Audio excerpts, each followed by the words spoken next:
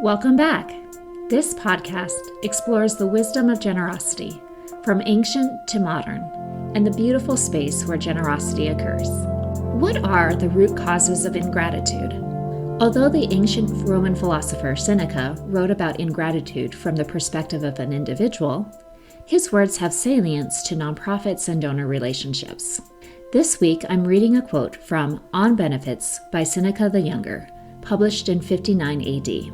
Seneca uses the word benefit to denote an act of generosity. Quote, "We must now consider what is the main cause of ingratitude.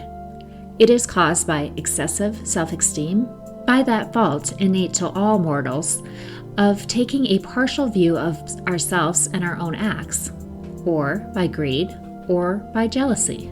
Let us begin with the first of these.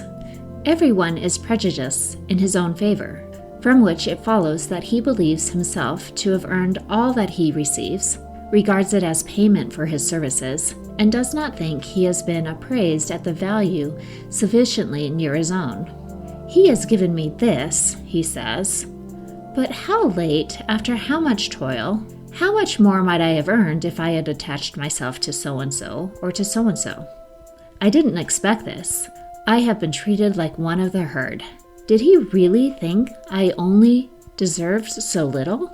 Why, it would have been less insulting to have him pass me over altogether.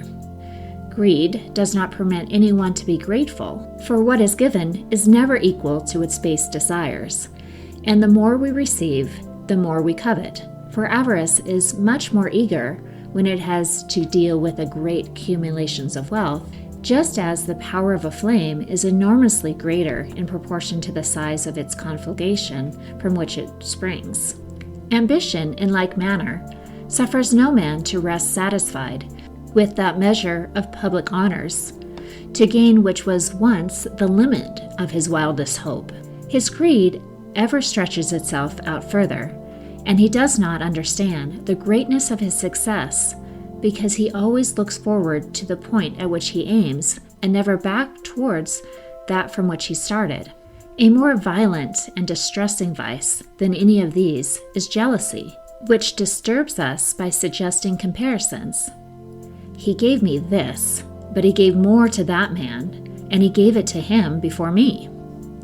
After which he sympathizes with no one, but pushes his own claims to the prejudice of everyone else. How much more straightforward and modest it is to make the most of what we have received, knowing that no man is valued so highly by anyone else than by his own self. I ought to have received more, but it was not easy for him to give more. He was obligated to distribute his liberality to many persons. This is only the beginning. Let me be contented, and by my gratitude, encourage him to show me more favor. He has not done as much as he ought, but he will do so the more frequently. He certainly preferred that man to me, but he has preferred me over many others. That man is not my equal, either in virtue or in services, but he has some charm on his own. By complaining, I shall never make myself deserve to receive more, but I shall become unworthy of what I have received." Unquote. Excessive self-esteem, greed, and jealousy, the three root causes of ingratitude that Seneca identifies. Can we not also see these in fund development? My nonprofit deserves more donations for the great work we are doing, or that donor should have given us more, even though it is a larger donation than in the past.